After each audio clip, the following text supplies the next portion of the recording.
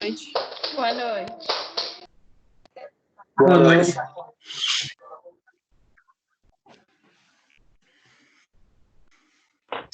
Bom, nossa aula de hoje, modelo de gestão. Entramos na unidade 3, organização, processo, tecnologia e ferramentas de gestão e tendências. E na seção 3.1 que a gente vai ver hoje, nós vamos falar de organização, a atuação do gestor. Então, como é que o gestor, como é que a pessoa que está à frente de todo um trabalho, ele atua, né? Como é que ele se organiza para poder trabalhar, tá?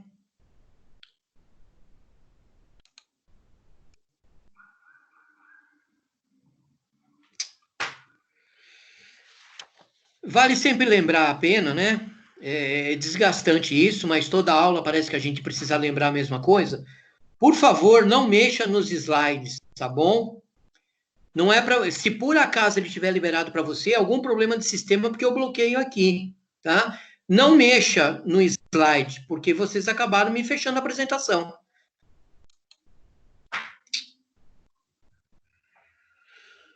Só um minutinho, por favor.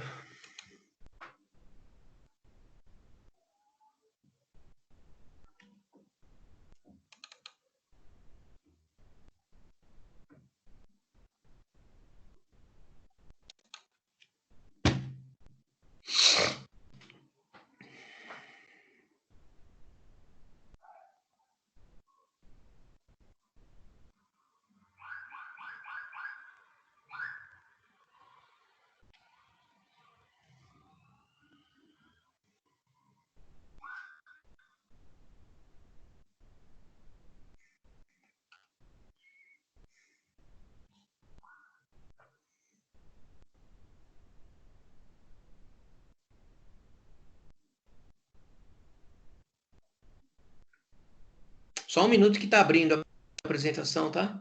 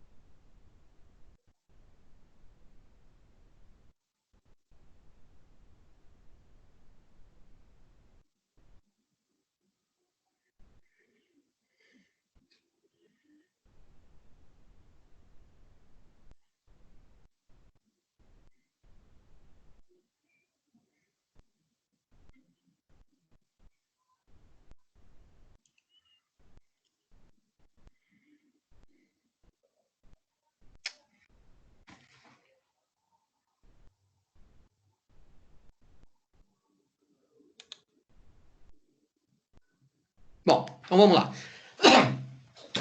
Então nós falamos da atuação do gestor, como é que ele precisa se organizar, né? De que forma ele precisa se organizar para ter uma boa atuação, para ter uma boa gestão. E a primeira coisa que a gente precisa ter em mente, levar em consideração, né? Vocês que brevemente aí serão administradores, serão contadores, serão pessoas de recursos humanos, tá? Uma das primeiras coisas que a gente precisa saber fazer, colocar em mente, ter em mente, é a organização, tá? A gente se organizar, ok? Então, se você não for uma pessoa organizada, se você tiver problema com organização, se você tiver problemas para se organizar no seu dia a dia, com as suas coisas, enfim, você precisa repensar, você precisa ver todo esse lado, porque para você ser um bom gestor, uma das primeiras coisas que você precisa fazer é realmente ser uma pessoa organizada, tá? Porque como gestor, você precisa das informações de uma forma muito rápida, muito prática, a todo instante, a todo momento, tá? Então, se você tiver uma gaveta atolada de documentos, na hora que você precisa de uma informação, de um documento, ou se alguém te pedir um documento ou alguma informação, você vai ter uma série de dificuldades para poder fazer isso. Então, o gestor, obrigatoriamente, ele precisa ser uma pessoa organizada, tá? Se ele não for uma pessoa muito bem organizada, ele pode ter ali um assistente ou uma assistente ou uma equipe que possa colocar as coisas todas em ordem e à medida que ele vai precisando da informação, ele vai pedindo, tá? Então, o que significa aí organizar, tá? Não significa agrupar, estruturar, integrar os recursos organizacionais, definir a estrutura de órgãos que deverão administrá-los, estabelecer a divisão do trabalho por meio de diferenciação e definir os níveis de autoridade e de responsabilidade.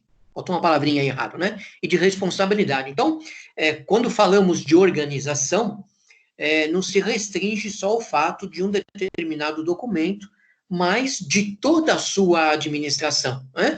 Porque, afinal de contas, você está administrando um departamento, um setor, você está administrando uma empresa, e você precisa realmente estabelecer ali todo um planejamento, todo um trabalho, você precisa ter tudo isso muito bem estruturado para que o seu trabalho, o trabalho da sua equipe, dos seus colaboradores, eles sejam feitos através de uma grande diferenciação, né? Que vá além da expectativa, como sempre eu costumo dizer, né? Fazer o que todo mundo faz é fácil, não tem diferença.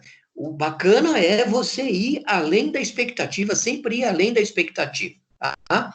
Então, você ser uma pessoa organizada, isso vai contribuir bastante para a sua gestão, ok?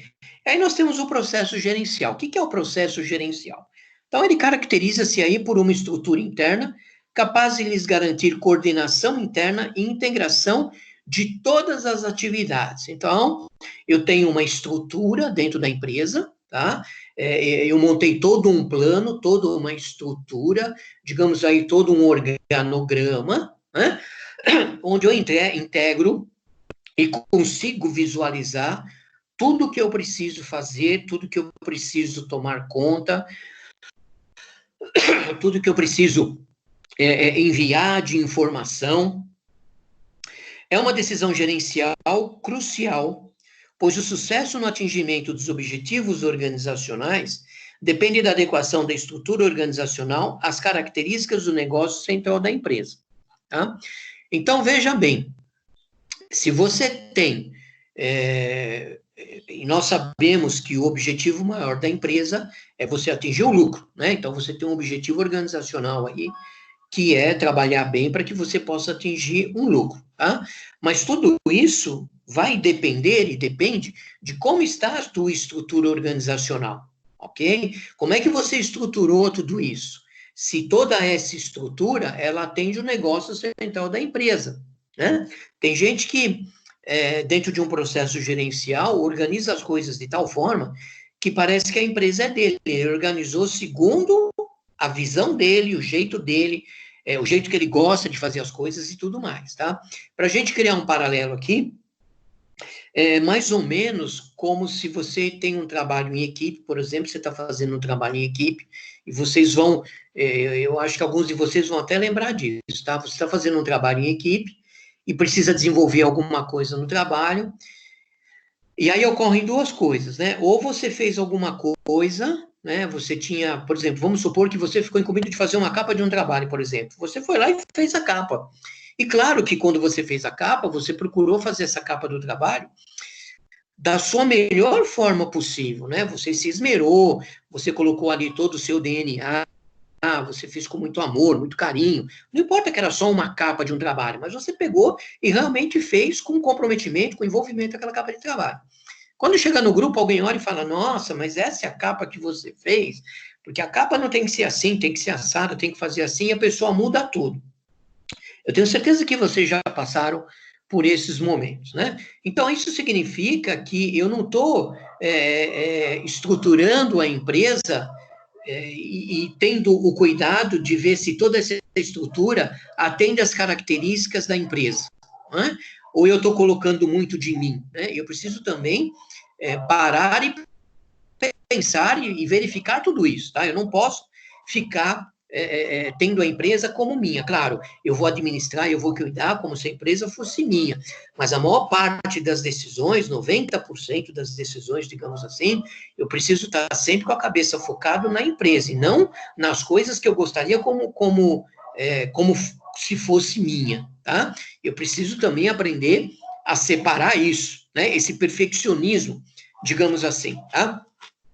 Porque não é em todo lugar que eu posso realmente fazer todas as coisas do jeito que eu gostaria que fizesse. Eu preciso estar muito focado na empresa, ok? Bom, toda organização ela precisa funcionar como um sistema integrado e coeso, tá? Se tiver ali uma pecinha fora, se tiver ali uma engrenagem com um dente quebrado, como, por exemplo, nós temos aqui nesse pequeno desenho, se eu tiver uma dessas engrenagens quebrada, a empresa ela não vai estar integrada, ela não vai estar coesa, ela não vai estar com o mesmo pensamento, né? Como eu já falei aqui em outras vezes, todos nós precisamos estar na mesma página, ok? Bom, toda organização precisa funcionar como um sistema integrado e coeso, em que todas as suas partes se interrelacionam intimamente para atuar como uma totalidade, a fim de alcançar um determinado objetivo com sucesso. Tá? Então, cabe ao gestor, a pessoa que está à frente da sua atuação, ele realmente ficar em cima, entre aspas, né, de saber se a empresa dele, se está todo mundo se interrelacionando, né? Se todo mundo tem um relacionamento ali interpessoal e intrapessoal, né? Para você ter um relacionamento interpessoal, você precisa ter primeiro um relacionamento interpessoal, ou seja, eu preciso me conhecer, eu preciso me aceitar, eu preciso entender as minhas limitações, as minhas forças, as minhas fraquezas, até onde eu posso chegar, até onde é o meu limite, e eu me conhecendo, eu sabendo tudo isso, eu consigo ter um relacionamento intrapessoal, ou seja, eu consigo me relacionar com as pessoas da empresa, com as pessoas que eu trabalho. Porque, afinal, eu não escolhi as pessoas com quem eu trabalho. Essas pessoas foram chegando, né? E claro que essas pessoas, elas são diferentes, elas pensam diferente de mim, elas têm uma cultura diferente, elas têm um jeito de fazer as coisas diferente, né? E eu não posso pegar o meu jeito, o meu 100% e colocar em cima dessa pessoa, tá? Alguém quer falar alguma coisa? Professor, dá licença, desculpa atrapalhar, mas tem uma colega da minha turma, Carolina Cardoso, que perdeu os slides e não está conseguindo falar com você. Ela perdeu o quê? Não entendi. Os slides sumiu para ela. E ela não está conseguindo. Então é problema. Então, ela precisa sair da máquina e entrar novamente. Ah, tá bom, então, vou falar para ela. Tá bom. Tá? Obrigada. Porque tá todo mundo com os slides aí, não tá? Acredito que sim, Aqui né? sim. Porque se mais alguém tivesse sem, aí o problema seria meu, mas o problema não é meu. Oi? Então vamos lá. Então, quando eu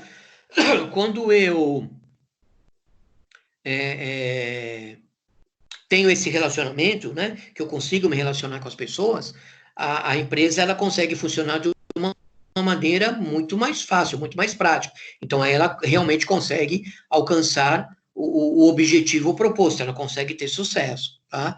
Então, é importante você se conhecer, tá? Ter um relacionamento interpessoal, você se conhecer a si mesmo, tá? Tipo assim, você de manhã acorda, se olha no espelho e começa a se elogiar e dizer como você é bonito, como eu sou bonito, eu sou uma pessoa que eu consigo fazer as coisas, eu sou capaz de fazer as coisas e tudo mais, né? Isso faz com que o nosso relacionamento na empresa ele se torne de uma forma diferente, tá? Até porque, como a gente sempre tem falado aqui, né, é uma palavra em moda, porque nós estamos falando de modelo de gestão, de gestionar, de ser líder, de motivar essas coisas todas. É necessário que a gente sempre tenha empatia, né, se colocar no lugar do outro, de pregar a pessoa antes de fazer determinadas coisas. Tá? Então, dentro da equipe, também eu preciso fazer isso, né? Eu tenho pessoas diferentes, pessoas que pensam diferente de mim, e nem por isso são pessoas que não merecem ter crédito, tá? Então, isso é muito importante, eu aceitar a diferença para que a gente possa ter uma situação aí integrada e uma situação coesa, ok? Nós temos também aí a especialização do trabalho. O que significa especialização do trabalho? Então, representa como o trabalho é dividido em etapas, sendo que cada trabalhador realiza uma etapa. Por isso, o trabalho não é feito todo por uma única pessoa. Então, nós temos aí a especialização do trabalho. Você, de repente, você é especialista num determinado trabalho. Por isso que o trabalho é dividido em etapas. Tá? Mais ou menos é como vocês fazem um trabalho em grupo, por exemplo, né? Reparte aquele trabalho, né? Reparte ele em 4, em 6 pedaços, cada um vai fazer uma determinada parte, e ali eu tenho a atuação de um gestor que fica ali monitorando aquele trabalho, verificando se está todo mundo fazendo o trabalho, cobrando aquele trabalho, né? Para que realmente ele seja efetuado e ele atinja o objetivo, né? Ele vai além da expectativa, tá? Então, a especialização do trabalho, parte em que nós vamos dividir o trabalho para que ele não fique a cargo de uma única pessoa. Então, eu tenho algumas pessoas desenvolvendo uma determinada etapa, e não só uma pessoa efetuando todo o trabalho, tá? Depois eu tenho ali um intervalo de controle, ou como nós também chamamos, a amplitude de controle. O que significa isso? Então, ele se refere a quantos funcionários o gestor irá supervisionar com eficiência e com eficácia. E também está diretamente ligado aos aspectos do trabalho. Quanto menos a qualificação é exigida pela atividade, menor será o número de trabalhadores sob a supervisão de um único gestor. Então, quando eu estou falando de intervalo ou de amplitude de controle, é quantos funcionários eu vou supervisionar. Quantos funcionários estarão ali sobre o meu cuidado, né, sobre a minha dedicação, a minha motivação, para que o trabalho que eles vão desenvolver, tá, seja feito com bastante eficiência e com bastante eficácia, ok? Então, tudo tem que estar ligado realmente ao objetivo da empresa, tudo tem que estar ligado ao aspecto do trabalho da empresa. Então, funciona dessa forma, quer dizer, quanto mais o trabalho for especializado, eu tenho um número maior de pessoas especializadas para fazer uma determinada etapa daquele trabalho. Quanto menos o trabalho for especializado, então eu tenho menos trabalhadores, tá, para desenvolver essa atividade. Consequentemente, o supervisor, ele também terá um número reduzido de pessoas que estão ali sobre a sua supervisão, tá?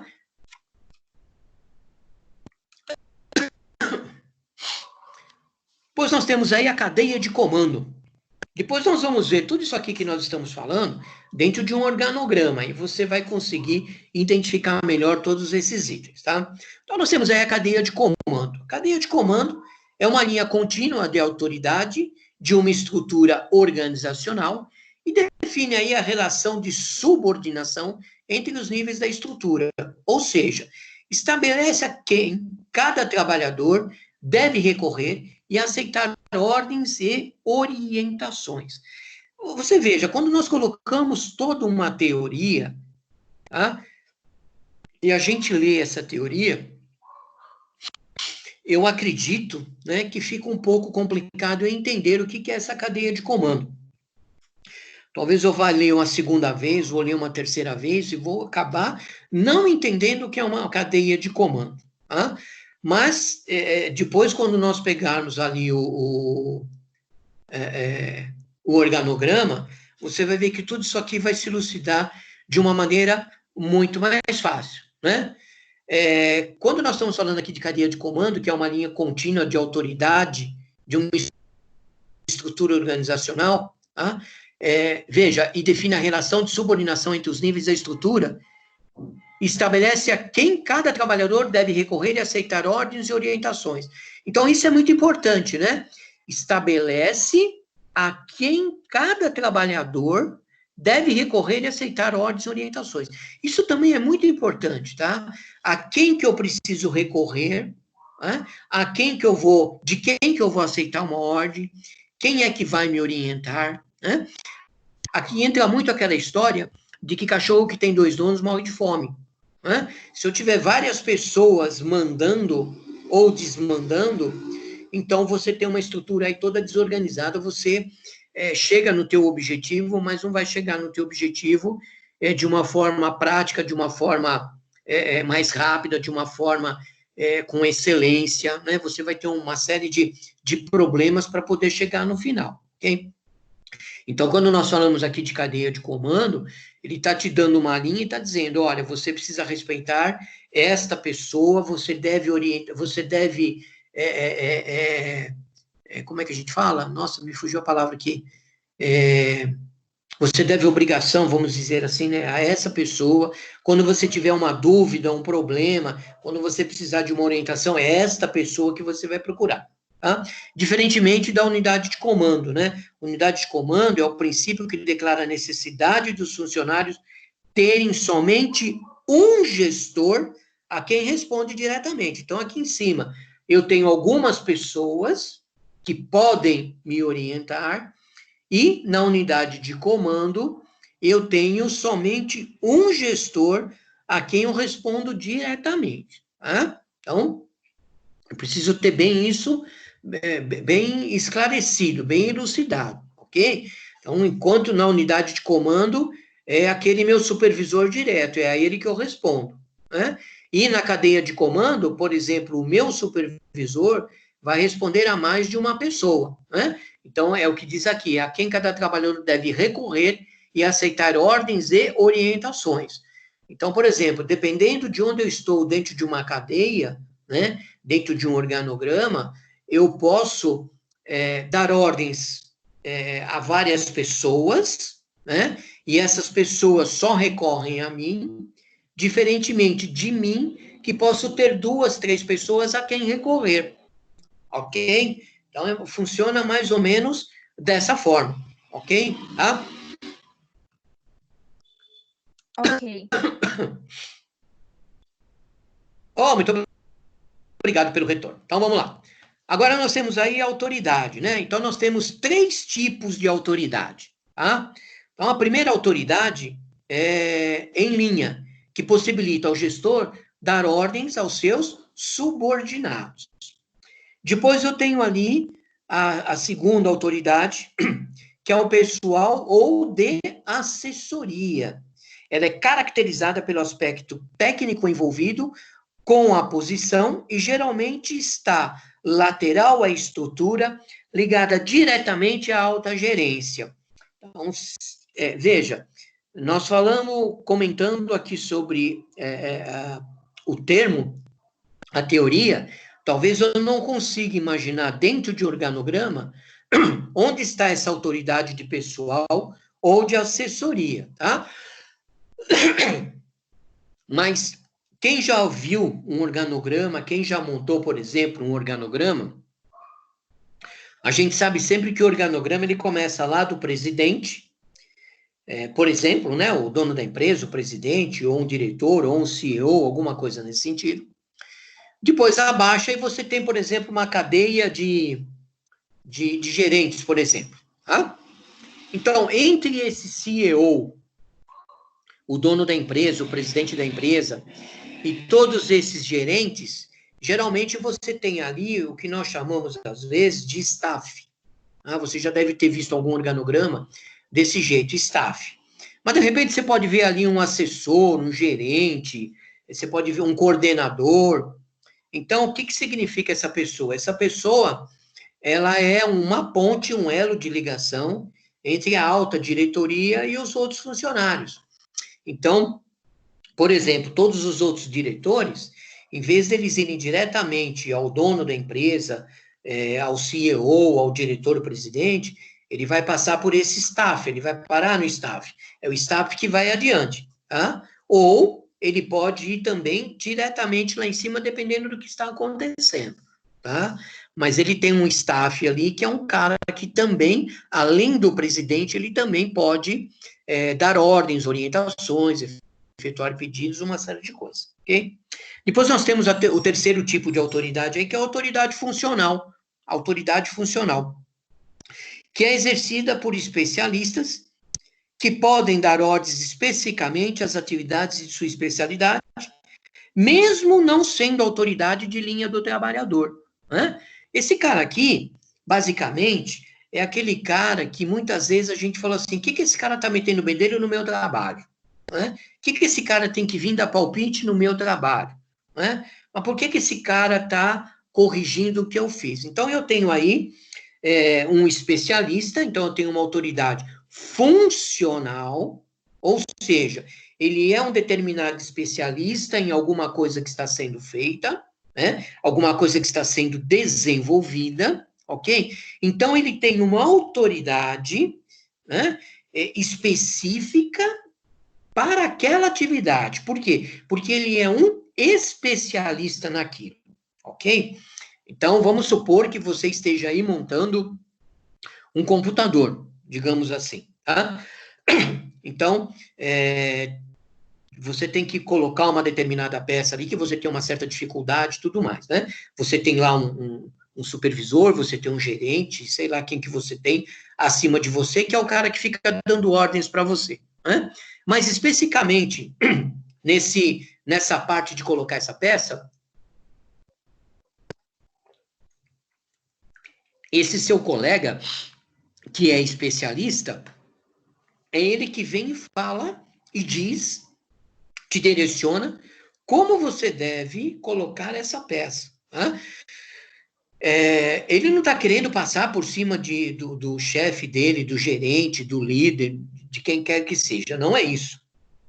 Mas ele tem esta autonomia por ele ser um especialista naquilo que está acontecendo, tá? No trabalho que está sendo desenvolvido, ok? Então, ele pode muito bem chegar lá e falar alguma coisa para você, dar uma ideia, alguma coisa nesse sentido, tá bom?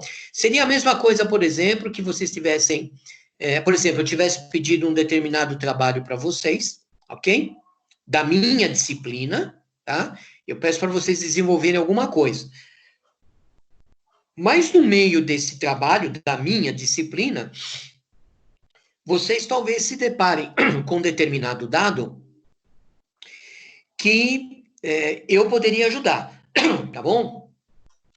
Mas vocês resolvem procurar uma outra pessoa de uma outra área que seja mais especialista, porque talvez eu fosse tirar a dúvida de vocês de um modo assim muito genérico, né? Mas vocês querem uma coisa mais aprofundada, mais especialista. Então, você vai procurar um outro professor, talvez que lecione aquela matéria que vocês estão querendo colocar no trabalho, e ele vai explicar isso para vocês. Isso não está querendo dizer que tanto um quanto o outro está tirando o mérito, que vocês estejam errados de procurar um outro professor e tudo mais. Muito pelo contrário, né? Quanto mais informação diversificada vocês tiverem, mais fácil o trabalho de vocês é desenvolvido e de uma forma muito mais prática, muito melhor, ok? Muito bem. Aí nós temos os métodos para reduzir os problemas ocasionados pela especialização, que foi o que a gente acabou de falar agora, né? Então, eu tenho um especialista, eu tenho um cara que vai lá, eu tenho um cara que dá a sua opinião, eu tenho um cara que me ensina a fazer alguma coisa e tudo mais, mas a gente sabe que pode acontecer alguns problemas, né? De relacionamento, falta de empatia, né? A pessoa não consegue ter uma didática que atinja realmente a eficácia daquilo que está sendo feito. Então, você tem vários assuntos aí que podem causar problemas, né? Então, como é que a gente pode resolver isso aí? Como é que a gente pode mudar tudo isso aí, né? O primeiro delas é a rotação do cargo, né? Você pode chamar aí de job rotation, ok? Rotatividade a rotação do trabalho, a rotação do cargo, da pessoa. Então, é uma iniciativa que oportuniza ao funcionário especializado de atuar em outras atividades especialistas em que ele pode aplicar outras habilidades. Então, você fazer uma rotação de cargo, não só no caso de uma especialidade, por exemplo, mas se você conseguir fazer rotação de cargo, se você tem ali um determinado setor em que você coordena, em que você lidera, em que você é o chefe, digamos assim, né? Você tem pessoas ali sobre a sua responsabilidade, você cuida de um time, de uma equipe, é legal você fazer uma rotação de cargo. Primeiro porque, como diz aqui, você está dando oportunidade a outras pessoas de demonstrarem a sua capacidade, ok? Porque muitas vezes a gente, dentro de uma equipe, a gente conhece a capacidade da pessoa, só aquilo que ela sabe fazer, né? Então, a pessoa, ela bate o carimbo. Nossa, como ela bate o carimbo bem. Bate o carimbo o dia inteiro, carimbando. Você fala, nossa, eu não posso trocar essa pessoa, porque ninguém vai bater o carimbo do jeito que ela bate o carimbo. E não é bem por esse lado, né? De repente, você tem outros talentos dentro da equipe, e muitas vezes são talentos apagados que nem mesmo a própria pessoa, porque ela não tem ali o conhecimento interpessoal, né? Ela não se conhece, então ela não sabe da capacidade dela, ela não sabe a força que ela tem dentro dela, né? Então, muitas vezes tudo isso, esse talento, ele também está apagado dentro da pessoa. Então, quando você dá uma oportunidade para um especialista, ou até mesmo por uma outra pessoa exercitar um determinado trabalho, você está dando uma oportunidade de crescimento para esta pessoa, você está motivando esta pessoa, então esta pessoa ela vai se sentir muito mais engajada dentro da empresa, né?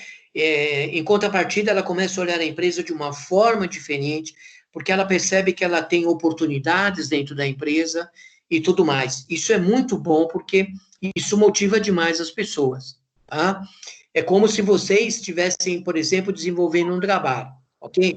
Vamos supor que eu chego para vocês, eu dou um título de um determinado trabalho para vocês fazerem. Ó, vocês vão falar sobre estrutura organizacional, por exemplo, né?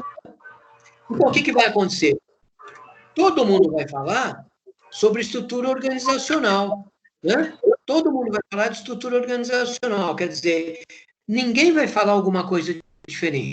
Hein? Então, veja, você tem um grau de motivação aí pequeno, você tem um grau de comprometimento pequeno, né? Você tem um grau de eficiência e de eficácia menor.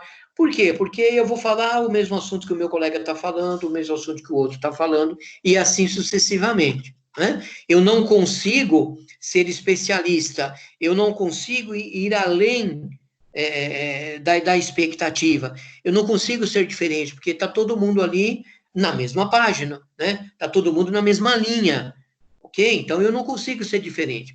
Agora, se eu chego para vocês e digo assim, olha, vocês têm aí 5, 6 matérias nesse semestre, escolha um assunto dentre essas disciplinas, você escolhe um assunto e desenvolve esse assunto.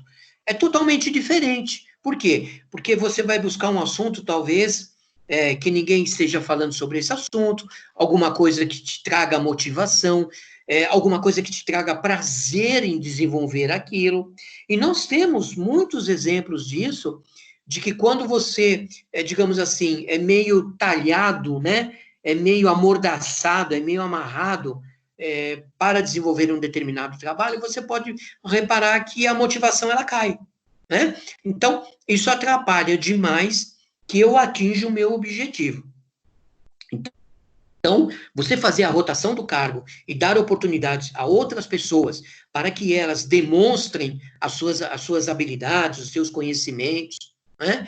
É maravilhoso isso, porque você está colhendo frutos para a empresa, você está sendo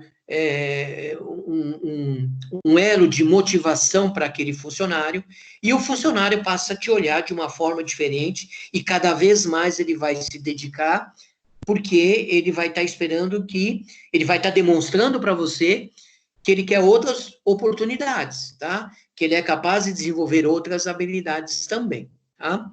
Isso faz também com que a gente aprenda outras coisas que eu nem imaginava, talvez, que pudesse fazer, né? Isso também entra naquele mérito de você não ter receio de assumir novos compromissos, novos desafios, ok? Isso tem que fazer parte da vida de vocês, tem que fazer parte da nossa vida, o desafio, né? Não pare de sonhar, por exemplo, né? Continue sempre sonhando. Quando um sonho seu se realiza, você passa para o próximo. Aquele se realizou, você vai para o próximo, sempre assumindo desafios. Então, se você vai ter oportunidade, ou se você, por exemplo, já teve a oportunidade de participar aqui de uma rotação de cargo, e talvez você não tenha feito, né? Não perca a próxima oportunidade, né? Se candidate, que vai dar certo. Você tem um potencial dentro de você. Por isso que eu falei que é importante você conhecer, se conhecer, né? Conhecer a si mesmo, isso é super importante. Bom, o segundo método aí, nós temos a ampliação do cargo. Ele aumenta o número de tarefas que o funcionário realiza em seu cargo, assumindo mais responsabilidades. Eu acredito que 99% de vocês trabalha com essa linha aqui de ampliação de cargo. Por quê? Quanto mais a gente faz, e quanto mais a gente faz e faz bem feito, mais nós somos requisitados, né? Por quê? Porque a pessoa passa a confiar em você, né? A pessoa percebe que ela pode entregar um trabalho para você, ela pode te entregar uma tarefa, que mesmo que você esteja soberbado de coisas para fazer, você vai dar um jeitinho para fazer aquilo, né? Então, é assim que mais ou menos a coisa funciona, ampliação do cargo. Então, eu vou recebendo mais tarefas, eu vou recebendo mais responsabilidades, né? Para que eu vá desenvolvendo tudo isso. Então, aí nós temos, tudo é bom e tudo é ruim, nós temos sempre os dois lados da moeda aqui, né? O ruim dessa história é que pode acontecer de você ficar sobrecarregado de coisas, né?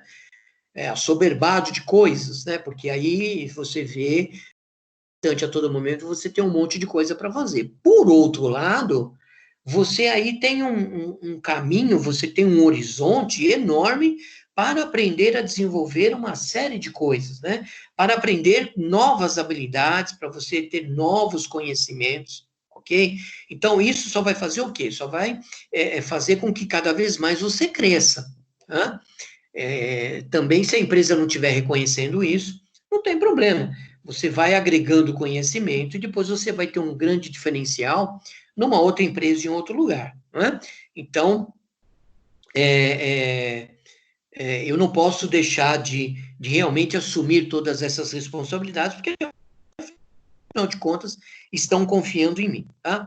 E, por último, ali nós temos a valorização do cargo, ok? Então, aumenta a quantidade de responsabilidade ao funcionário e também dá aos funcionários autoridade para tomar decisões importantes sobre o seu trabalho e também o controle das atividades relacionadas, né?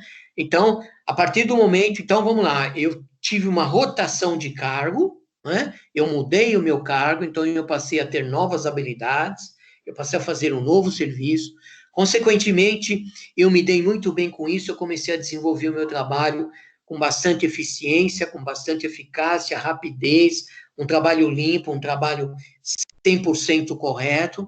Então, eu tive uma ampliação desse cargo, então comecei a ter mais tarefas, comecei a desenvolver outras tarefas, tá? E, por fim, eu acabei tendo meu cargo valorizado, porque acabei ganhando mais autoridade, aumentou a minha responsabilidade, né? Então, eu passo a tomar mais decisões importantes, né? E também controlar outras atividades que estejam relacionadas com o meu trabalho. Então, veja, a partir do momento que a gente começa a participar mais da empresa, começa a olhar a empresa com outros olhos, a gente começa também a crescer dentro da empresa. Isso é importantíssimo para quem quer chegar lá e ser um gestor, ou quer melhorar a sua gestão, né? Eu quero ser um líder que as pessoas gostem de mim, eu quero ser um líder motivacional, eu quero fazer a diferença. Então, tudo isso também tem que partir da gente, ó. Volto de novo a dizer a mesma coisa lá do intrapessoal, né? A partir do momento que você começa a se valorizar, né? Eu preciso me valorizar também. Eu não posso só ficar me desvalorizando, me depreciando, né? Eu tenho também que ficar me valorizando. Então, você começa a ser de uma forma totalmente diferente, tá? Então, agora aqui vai ficar mais fácil quando a gente vai falar aqui, né? Da estrutura organizacional comum. Então, nós temos aqui, vê como vai ficar mais fácil agora, né? Nós temos aqui um organograma, né? Um organograma simples, tá? Então, nós temos aqui em cima o presidente da empresa, nós temos aqui a assessoria, e ele está dizendo que tanto o presidente da empresa quanto a assessoria, você tem aqui uma cadeia de comando, né? Além dos diretores que estão aqui, ok? Então, esses diretores que estão aqui, muitas vezes, antes dele chegar aqui no presidente, ele vai passar por esta assessoria, que pode ser conhecido também como staff, tá? Então, esse pessoal vai chegar aqui. Depois nós temos aqui os vários gerentes, e depois nós temos os funcionários. Então, veja, aqui no caso do gerente industrial, por exemplo, do gerente de logística, eles estão subordinados diretamente ao diretor da indústria, que, consequentemente, responde à assessoria e ao presidente. Então, tanto o presidente, quanto a assessoria, quanto o diretor da indústria, podem dar ordens para o gerente industrial, o gerente de logística, tá? E assim sucessivamente para o diretor do mercado e para o diretor de administração. Ok? Consequentemente, aqui embaixo, na amplitude do controle, né, você vê que você tem vários funcionários aqui que respondem unicamente à sua gerência correspondente. Quer dizer, eles aqui têm uma única pessoa que ele responde, né? A quem ele responde diretamente, né? Então, a unidade de comando, a amplitude de controle aqui, tá? Faz com que eu responda simplesmente a essas pessoas aqui. Consequentemente, os outros, ele tem ali uma cadeia de comando, né? Por exemplo, esse gerente aqui, ele responde diretamente ao diretor da indústria, que vai responder aqui à assessoria e ao presidente aqui, tá bom? Mas vamos deixar aqui uma coisa bem clara, né?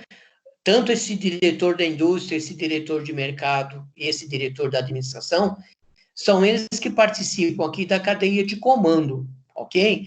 Então, por exemplo, como nós falamos, né, a cadeia de comando, ele tem aqui alguém a quem recorrer, a quem ele vai aceitar ordem e orientação.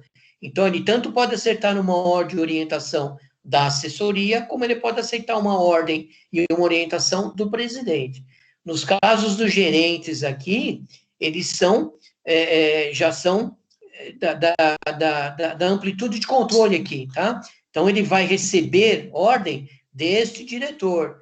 Esse gerente de marketing comercial, ele vai receber ordem do diretor de mercado. E esse gerente aqui, tanto de administração quanto de RH, ele vai receber ordem do diretor de administração, ok? Eu acho que dessa forma fica mais claro aí, para você entender uma estrutura organizacional comum, né? Uma estrutura comum, um organograma comum, que todo mundo conhece, todo mundo já desenvolveu um organograma desse jeito aí, que é o mais fácil aí de se fazer, tá? Então, se alguém tiver alguma dúvida depois aqui, é só voltar, a gente tira e conversa mais sobre isso, tá bom? Bom, o que é uma estrutura organizacional? Tá? Então, é a configuração vertical e horizontal, né? Como nós vimos aqui, você tem uma estrutura vertical e horizontal, ok? tá? De departamentos, autoridade, cargos em uma determinada empresa. Na configuração vertical, a estrutura determina a cadeia de comando e os postos de trabalho. Já na configuração horizontal, a estrutura determina o intervalo de controle, distribuição lateral das atividades. Então, aqui, ó, eu tenho a estrutura vertical, então eu tenho o presidente, eu tenho o assessor, eu tenho o diretor de mercado e tenho o gerente. Já na horizontal, eu tenho todos os funcionários aqui, tá? Alguém quer falar alguma coisa? Não, professor.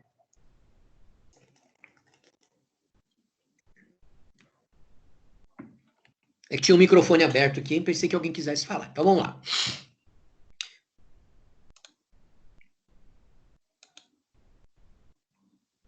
Aqui.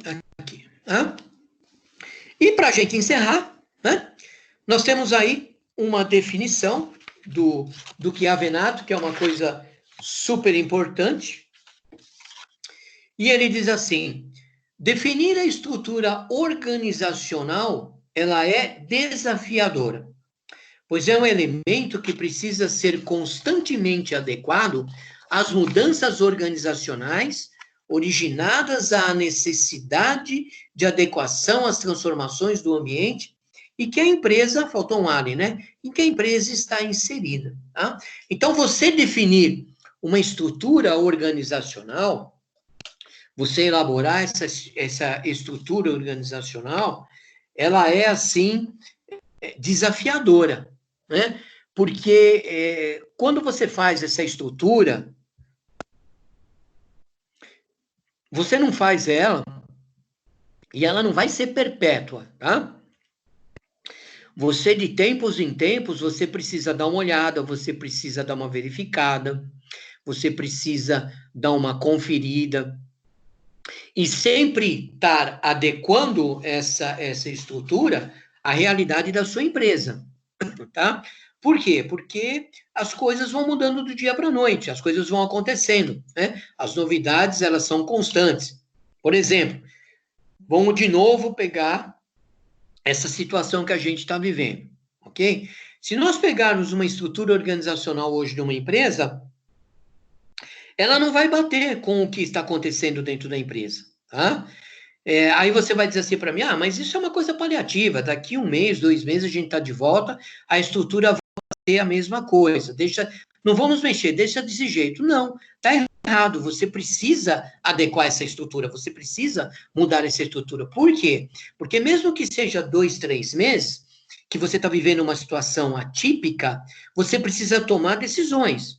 Tá? Você precisa tomar decisões estratégicas, até porque o momento pede isso, que você tome decisões estratégicas. Né? Eu não posso ficar parado, esperando as coisas cair do céu, e não, depois quando acabar eu vejo o que eu faço, isso, aquilo. Não, de forma alguma. Você precisa correr atrás do prejuízo, você precisa se adequar, você precisa se reinventar, né?